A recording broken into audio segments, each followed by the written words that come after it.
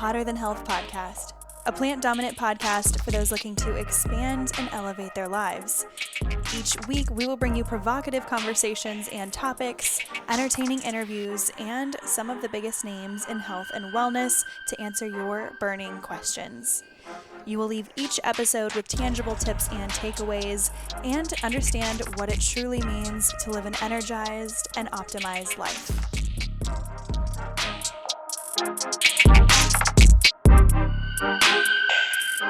Hello. Welcome back to the Hotter Than Health podcast. My name is Eliza Gelman, your host today.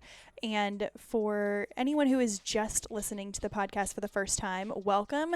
Make sure you are subscribed on iTunes, Apple Podcasts, or Spotify, wherever you're listening. It really helps the podcast. It really helps support.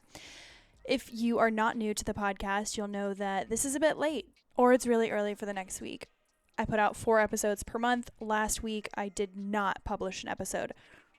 Let me rephrase that. I edited, recorded, did the interview, put everything together. The social media plugs were all set in place, but there was something about it that my gut told me that, and this is not going to sound important to anyone else, but it reminds me of the quality of what we put out into the world.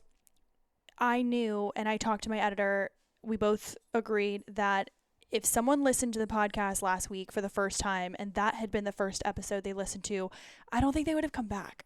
And I'm going to start thinking more like that. It goes into whatever you do well. And there's a quote that I heard, and this is for anyone. There's a quote that I heard that just said, "The way you do anything is the way you do everything." And I knew that if I had put that episode out last week, I would have thought more about it than had I not put it out at all and put 2 out this week. Here we are, crunch time, getting into a nutrition and wellness solo episode.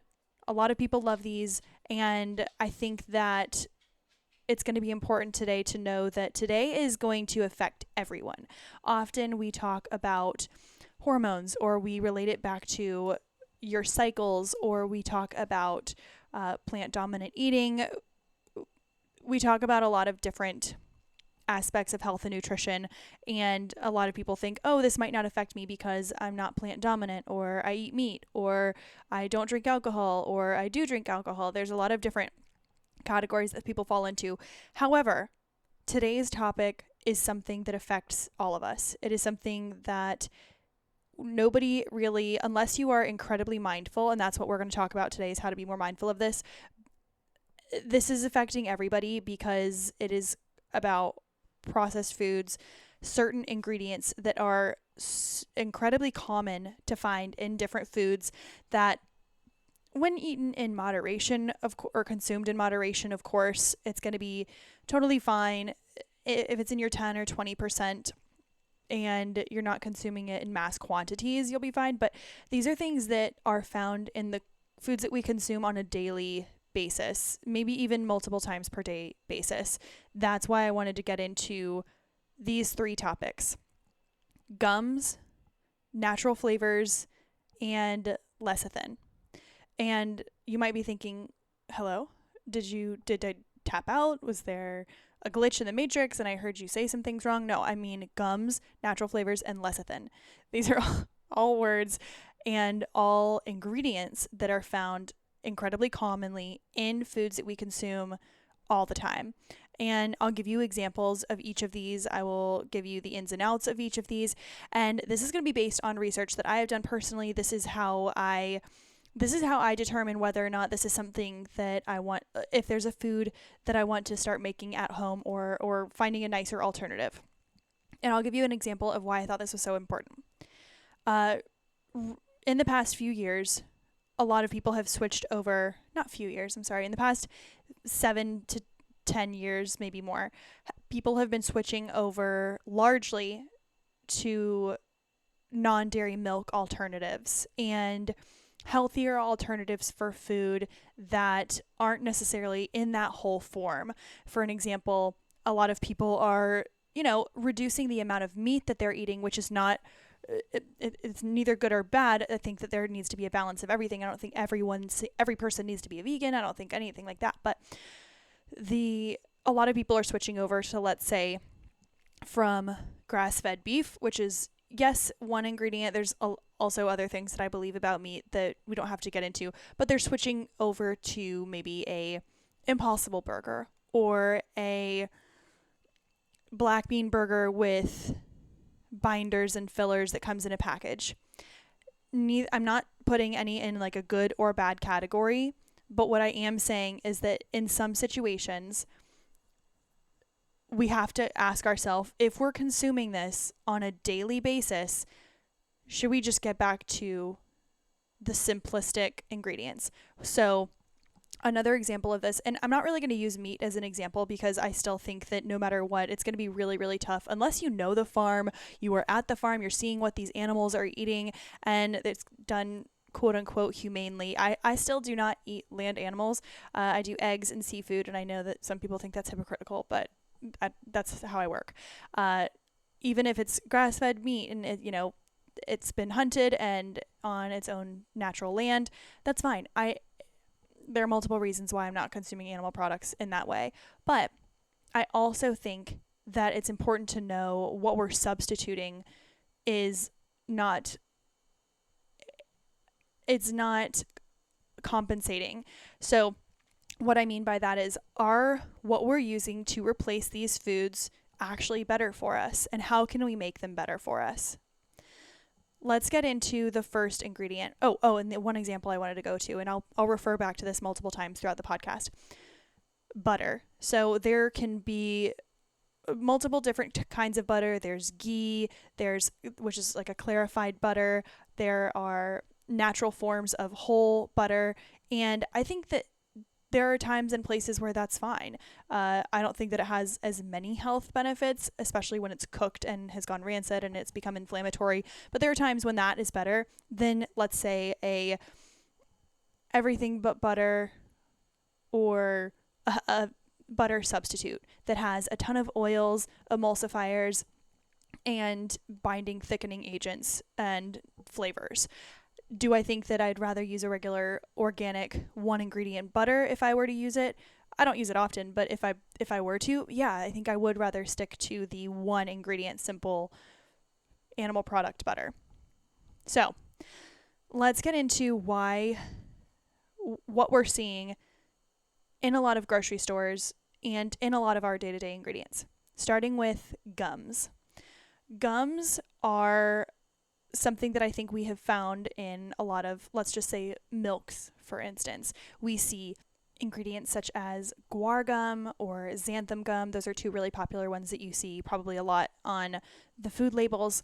And gums like this are often used as a thickening agent to stabilize. It's like a binding ingredient. So I give examples such as, if you look at maybe to use brands, using a siete tortilla, which it's maybe not as easy to roll up, but it doesn't contain any binders or fillers or stabilizing agents like this. So think about those types of tortillas that might not be as easy they're still great quality, they taste amazing, they're my favorites, but then you look at maybe a tortilla that you get, like a flour tortilla that you get in a Mexican restaurant or just a cheap one off the shelf, and it's stretchy, it doesn't break, it's got this more elastic style. Same with certain breads. That would be because it's using different binders, fillers, and thickening agents to stabilize it and make it that strong texture, and it gives it more of that bite. So you can sink your teeth into it. It's actually, they make it so that you are a little bit more incentivized to consume that product. And let's start with guar gum. Guar gum is a fiber derived from the seed of the guar plant. It's in food products. It's used as a thickening agent, stabilizing, suspending, and binding agent. And it's also widely used in non-food items such as lotions, creams, toothpastes that will help bind and make a thicker substance. Again, this is from research that I have done. If you are interested in hearing more of this, then I can post these links and articles on the show notes. But so guar gum is like that thickener. So if you have ever used think about oil and vinegar. When you put those two things together, you could pick it up with your fingers and it would plop right through back into the bowl. Whereas if you pick up a lotion or a cream, it's viscous, it stays with your fingers. It becomes more gummy, if you will. The thing about this is you want to think about it like gum. You had everyone as an old wives' tale when you were little saying, don't swallow your gum. It'll get stuck in your digestive tract forever and you won't poop it out. It's like those are the types of things that we need to be thinking about. So it's just used as like this elastic binder. Some of the side effects of guar gum are increased gas, bloating, diarrhea, and loose stools are common when these are consumed.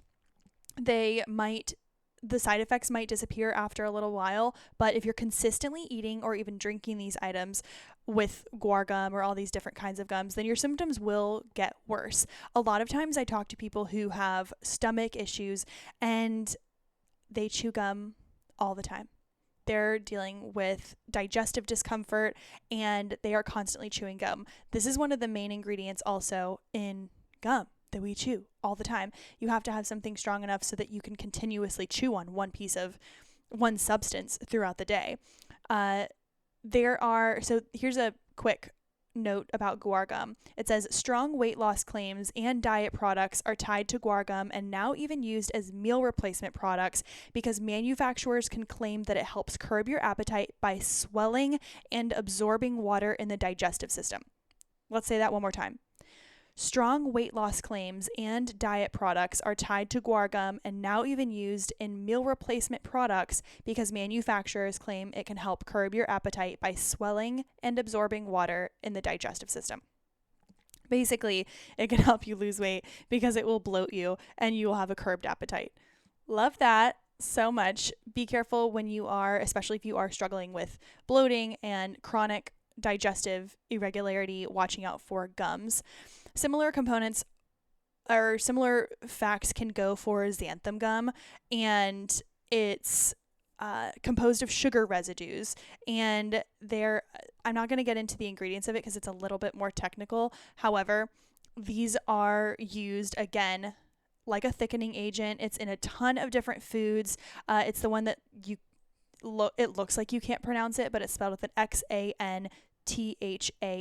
So they're in supplements, baked goods, different cream cheeses, both vegan and dairy, ice creams, especially low fat and non-dairy, puddings, jams, salads, mayo, especially low fat and vegan, industrial uses, lotions, medicines, toothpastes, and cosmetics. Some of the side effects are gum swells in the intestine. Xanthan gum swells in the intestines. It causes gas, bloating, cramping, and other issues associated with IBS. So that is something that could definitely be something to look at. If you are dealing with IBS symptoms, diarrhea, constipation, bloating, cramping, gas, something to look at. And I'm talking about on a regular basis. If once in a while you got gas, like this, whatever. But looking at the different gums and in foods that you consume every day. You might think that your creamer is safe in the morning, but maybe the very first ingredient is going to be natural flavors, casein and sugar and gums. So just be on the lookout for that. That is what I wanted to talk about with gums, being mindful of all of the different products that it is in. So it does have it can have some negative side effects. Yes, of course, we want things to have the texture that we want and to feel the way that we like to feel, safe, like that elasticity that we have in our foods that we like, but it isn't as natural. And I think that small ways to change this and to substitute these would be to start with your morning. So maybe break your day up into thirds: morning, afternoon, night. Let's not try and boil the ocean here. Let's start 1 cup at a time. In the morning, what I started to do was actually create, and this was actually next Tuesday, tomorrow will be the newsletter for Eliza G Wellness. If you want to subscribe to the newsletter, this is going to have my ingredients and recipe for my oat milk. It is elizagwellness.com. Just scroll to the bottom, put your email in, you could subscribe, and you'll get the recipe and all the other good stuff in the newsletter tomorrow. But I replaced 80% or so of the time I have replaced the oat milk that we used to use. We used to use Califia Farms, and here I'm not here to villainize. I'm just saying I knew that I was consuming this on a daily basis. I wanted to up level. I wanted to really do what I could to eliminate the over consumption of these xanthan gums and simplify as much as I could. It also saves money. I replaced the Califia Farms. We sometimes use Jake loves almond milk, which I think he's a psychopath for, but I'm an oat milk person, or coconut through and through. But I have started doing our own oat milk. We'll use organic rolled oats, and so I'll just do about a cup of that, and then 3 cups of water. I'll let those soak for a while, and then after a little bit, maybe 20-30 minutes, because I don't have time for all of that, then I strain those, and then I mix those soaked oats with two or three more cups of water. I think, I can't remember, I put it in the ingredients, and then I might do a little bit of vanilla extract or some maple syrup or even just some cinnamon and call it a day. I'll blend that up, and then I'll put it through a cheesecloth 2 different times. I'm telling you, just by buying one large bag of organic oats, it's about the same amount as buying 1 large carton of good milk, and it lasts me a full month. So if you are thinking, oh, I really want to clean up some of the ingredients that I'm consuming, highly recommend taking into consideration that you're making your own oat milk is incredibly simple. People think they don't have time, or they just don't. I'm sick of that excuse. Nobody has time. It's fine. It takes 5 minutes, and it's way quicker than going to the grocery store or drinking your coffee black. Hate that. That's what I've been doing. I love having the oat milk in the morning. I make sure you shake it up a ton and strain it 2 different times through the cheesecloth. That's the trick. You have to shake it up more, and sometimes it settles at the bottom of my coffee, but it's still a creamy coffee. It still has great flavor. It's rich, and I know exactly what's in it. Highly recommend. We're going to go through a couple of different brands of milks that I really like in a moment, but first, a word from today's sponsor.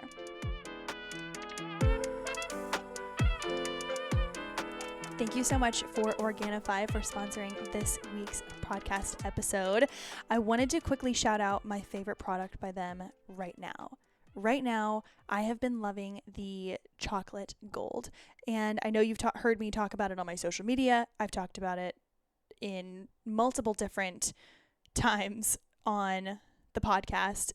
If you're like me, you have to have something sweet after dinner. I've gotten almost all of my clients hooked on this. It is jam-packed with different superfoods. It has medicinal mushrooms and different properties that help to relax you at the end of the night. Sometimes I'll put it in my coffee in the morning as well, but often I just do it at night instead of having that extra dessert or that extra couple of squares of dark chocolate. It helps to settle me, and it also doesn't give me acid reflux. If you eat a lot of sugar or you are doing a lot of dark chocolate like I had been doing, it's not uncommon for that to contribute to acid reflux. So if you're struggling with that at all, or if you just have a sweet tooth but you don't want to spike your sugar levels at night, this is the go-to product for you. You can check out this product at Organifi.com and use the code HTH for 20% off at checkout. Remember, it is the chocolate gold. It's my absolute favorite. The protein and the greens, my favorite combo. We might be doing a giveaway soon, so be on the lookout on social media. But again, you can go to Organifi.com, code HTH for 20% off of all purchases. I know you will absolutely love the chocolate gold. Let me know when you try it. I promise you will love it. You know that I love talking about a good morning and evening routine. If you have ever tried Breathwork, you will know that it is amazing. I took a class a few weeks ago and I am hooked. I've been using it ever since on the Open app. So I've been sleeping better, stressing less, I have more natural energy in the morning, and I focus throughout the day. And the best part is that they have classes that are under 10 minutes and even under 5 minutes. It's incredibly super easy to stick with, and it's easy to commit to.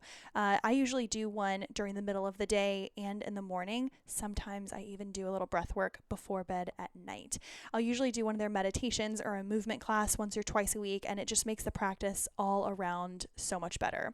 It's different from all the other mindfulness apps out there. You have got to try it with me. You can do yoga, Pilates, breathwork, meditation, all under one space. You get 30 days for free when you use withopen.com/hotter.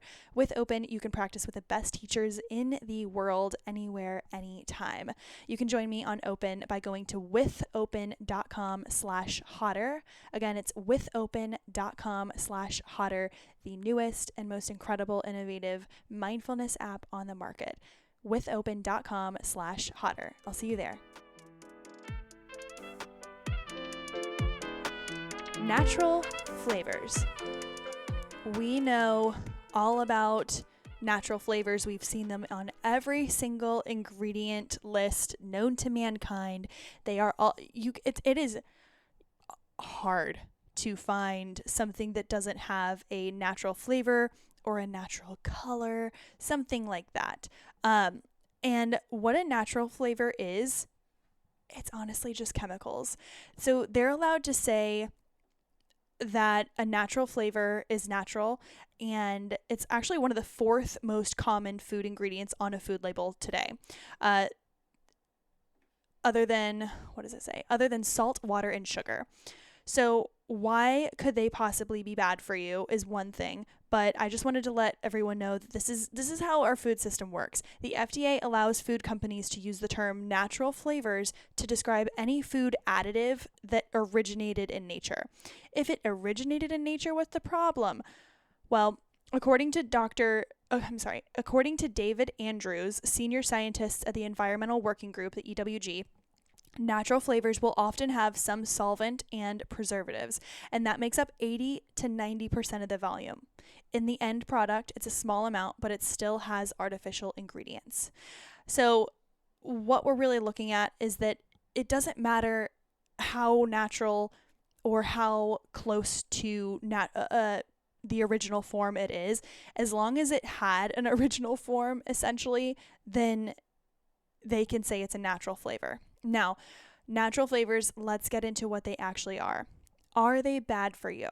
So there aren't a ton of studies that have been ongoing about the long-term effects of consuming natural flavors on a regular basis, but some of the reasons why it might be important to avoid natural flavors, not at all costs, but as often as possible, and especially reasons why it might be good to start making some of your own things like the milks, or like the even jams or soups or protein bars or different what was I just thinking? Even your different waters. So if you're, instead of getting a Gatorade, maybe you do a pinch of pink Himalayan sea salt and you do some strawberries instead of just having some fake strawberry squeezed into it.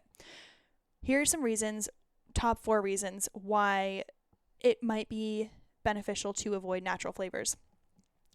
Natural flavors can be up to 90% chemical. So as we stated above, 80 to 90% of the ingredients that make up natural flavors contain chemical solvents and preservatives. So that could also be cancer-causing chemicals like BHA, propylene glycol, which is also found in antifreeze, and GMO corn, soy, and dairy-based fillers. So it might say, organic natural flavor, but that doesn't mean that all of the chemicals are organic. It doesn't mean that all of those things are organic. It could be still GMO based. Another reason is natural flavors are basically perfumes on your mouth. All these different cleaning companies or household item companies are coming out with, free and clear detergent for your laundry, free and clear dishwashing detergent, because fragrances are known to be carcinogenic, aka cancer causing. So cleaning products, perfumes, and cosmetics contain a combination of chemicals called fragrances. In processed food, this chemical mixture is called flavor because smell comprises 80 to 90% of the sense of taste. Fragrances and flavors are often alarmingly similar in chemical composition. It's basically like adding a fragrance or a perfume to your food, which absolutely makes sense. If you have ever opened up a packet of Gushers, let's be honest, we know that these are not like a health food.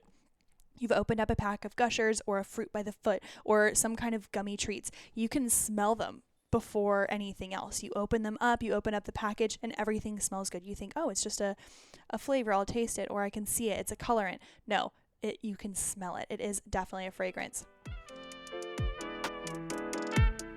Have you ever taken a collagen supplement for your hair, skin, nails, and it just didn't work for you? You didn't really notice a difference?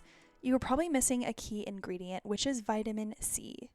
Vitamin C is a critical nutrient for anti-aging. It's essentially the glue that holds collagen together. So if you're taking collagen without vitamin C, it might be pointless. Not all vitamin C supplements are created equally. If you're taking it in a capsule or tablet form, you're missing out on key nutrients as they'll simply pass through your body without being absorbed. Our friends over at Purality Health have patented a formula that utilizes something called micelle liposomal technology. It delivers nutrients into your bloodstream and proven to be 800% more efficient.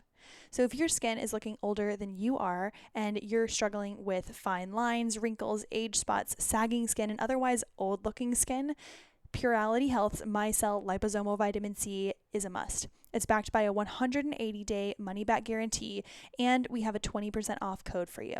Visit puralityhealth.com and use the code HTH20 to access 20% off. Again, it's puralityhealth.com using the code HTH20 for access to 20% off. Check out the vitamin C liposomal vitamin C. You will absolutely love it. puralityhealth.com using the code HTH20 at checkout. Number 3, why you should potentially be avoiding natural flavors is they are designed by big food and big pharma to be addictive. There are 4 huge corporations that control the $24 billion market for both flavors and fragrances. I hope I don't butcher this. Firmenich, IFF, Simrise, and Givaudan. Again, I'm putting all of these notes in the show notes so that you can look these up as well. So there was an interview with one of the science from these main companies on 60 Minutes, and they were mentioning that in the food flavoring world, their goal when creating flavors was to make them addictive. So big food, creating addictive food equals more money. That's really all it is. They want you to take the next bite. They always want you to be craving the next chip, the next candy, the next bite, anything like that. And it's also, if scientists are admitting that natural flavors are designed to be addictive, it's just, we have to know that this information is not being hidden from us. It's a money grab.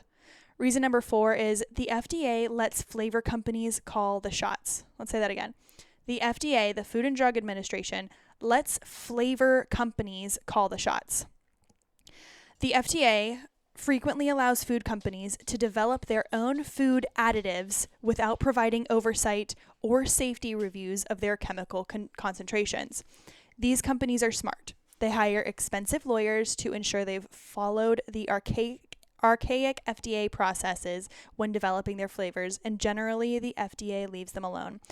Essentially, what they mean is that as long as they stay within the general process of what the FDA requires, they can do whatever they want. So they can, as long as they don't go outside of the box, they can draw whatever they want inside, and they don't have to tell us what it is. They don't have to tell us why they're doing this. That is why you see that's why people are so shocked when they see things like vanilla and strawberry flavoring is actually derived from the anal glands of a beaver.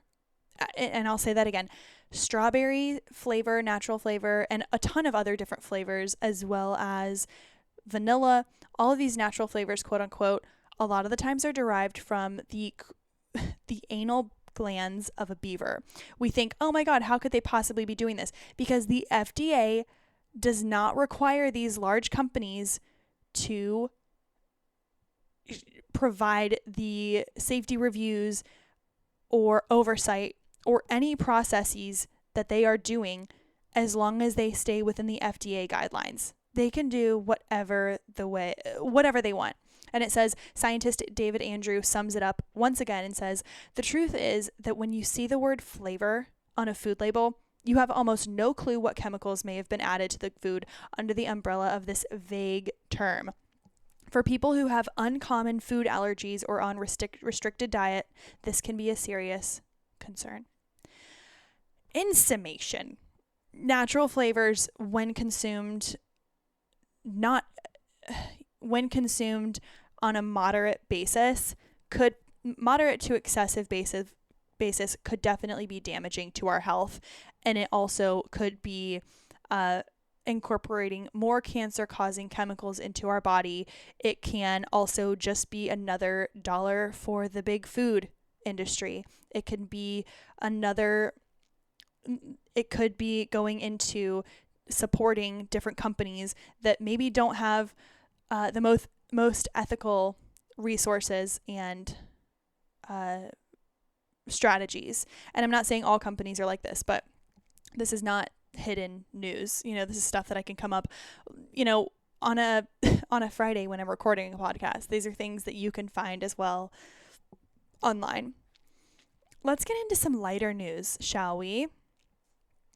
A lot of you might think, okay, well then what the fuck am I supposed to eat? What am I supposed to drink? What am I supposed to put in my coffee? Let's just keep it simple here. Let's start with coffee creamer.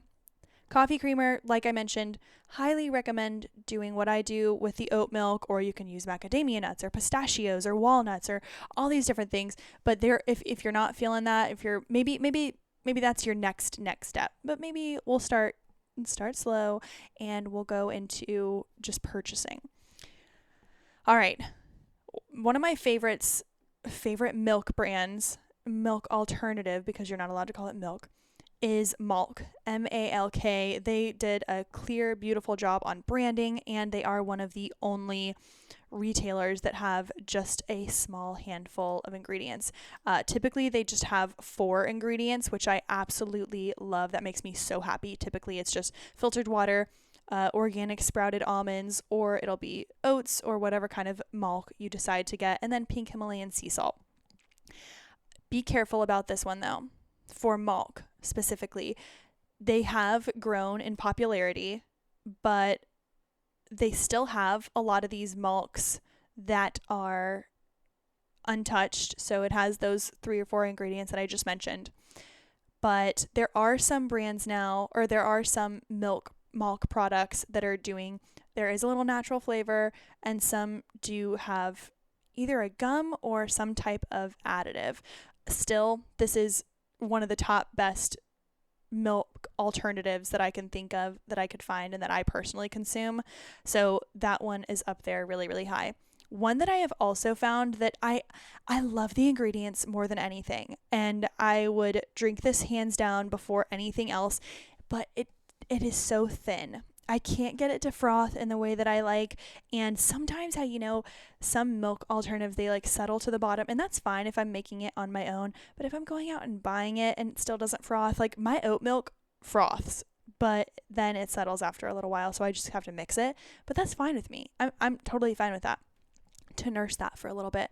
But one brand that I absolutely think is just crushing it is Elmhurst. So Elmhurst has so many different types of milk alternatives. So they have hazelnut, oat, cashew, almond, walnut. I don't know if they have pistachio, but they definitely have a number of different type of dairies or non-dairy alternatives.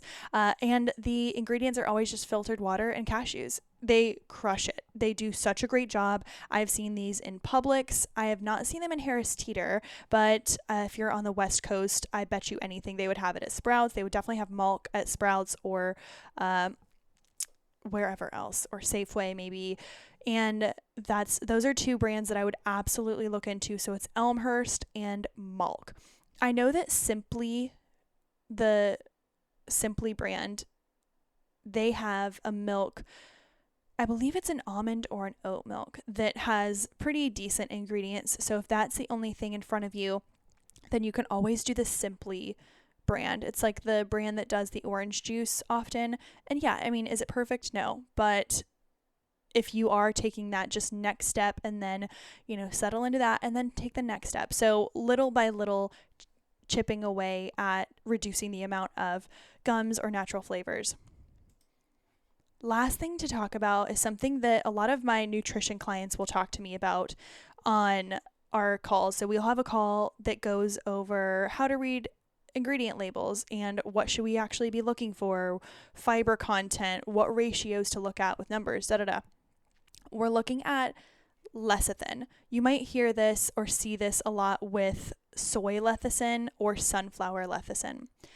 Now, lecithin is not a villain. I would say that there are actually so many studies out there that advocate for incorporating lecithin into what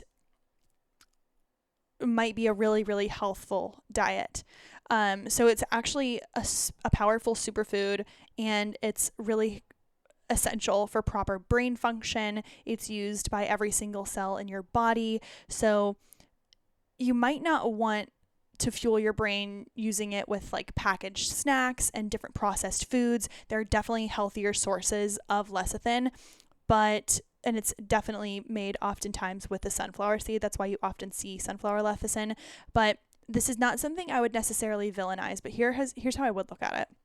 This is a really, really common one. It says lecithin is a natural emulsifier that keeps fats from separating and other fluids. Like I mentioned earlier, it's something, if you ever have an almond milk and just a cup of coffee, it settles and breaks apart from the milk or from the coffee.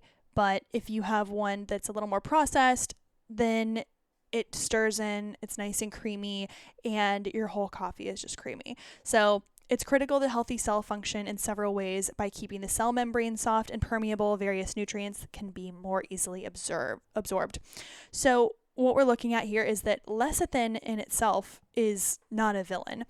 There's also such thing as lecithin deficiency, but there's different types of lecithin. So corn and other vegetable oils, milk, cauliflower, fish, wheat germ, organ meat, and egg yolks. But here's what I would also look at. Soy lecithin. So sunflower lecithin is one thing because that's where it's naturally derived. Of course, I don't know exactly like how the process happens. I'm not getting into that. This is just what I'm letting people know from a high level. Soy lecithin is one that I would most likely deter you. I would be deterred from if I saw soy lecithin as opposed to sunflower lecithin. Because I know that soy is a very mass-produced crop, and I think soy itself has benefits. However, GMO non-organic soy can potentially lead to side effects. This could be allergic reactions. It could also lead to different problems that come from explicitly having a lot of processed soy. And we won't get into that, but that is one thing that if you are looking at the two different types of lecithin, soy can be overused in or over mass-produced GMO, lots of hormone disruptors potentially, and chemicals. So be mindful. And if you are going to do a lecithin, potentially having it be more derived from its natural source, which would be sunflower lecithin. So you can find this oftentimes in spreads or baked goods, sauces. So it's got that like smooth, creamy texture. So they mention also that sunflower lecithin can be an ideal substitute for butter and other fats, and they sell it in a raw form it was approved by the FDA, but who knows what the fuck you can trust with the FDA. But you can also buy sunflower lecithin in raw form to provide benefits for brain health and other cellular functions like that. It's not something that I'm going to be incorporating into my lifestyle, but these are really common ingredients that we see in so many packaged foods and non-packaged foods. Well, not really, not non-packaged foods. Ignore that last little part. Gums, natural flavors, and lecithin. I hope that this has been helpful. And I think that having just that high level general knowledge of what these three things are, because a lot of people get overwhelmed by them, and I don't want to overwhelm people. I'm going to include these notes from, a lot of these are actually from 2022, really recent studies. A lot of them are from other doctors that I really trust, and I have friends who work with these doctors, so people like Dr. Axe, and we have other nutrition experts on here talking about them. So I'm interested to hear your thoughts, and I'm interested to hear what you all think and how this might help you look at different ingredients differently. On that note, I hope everyone enjoys the rest of their week. Be on the lookout for an episode that comes out on Thursday. I'm really excited for it. And without further ado, make sure you like, subscribe, and share this episode. Thank you so much for listening, and be on the lookout on Thursday. If you're subscribed, it won't be a problem. You will have it downloaded automatically. But I appreciate you all. Thank you so, so much for listening, and I hope you enjoy the start of your week. We'll talk to you on Thursday. Yeah.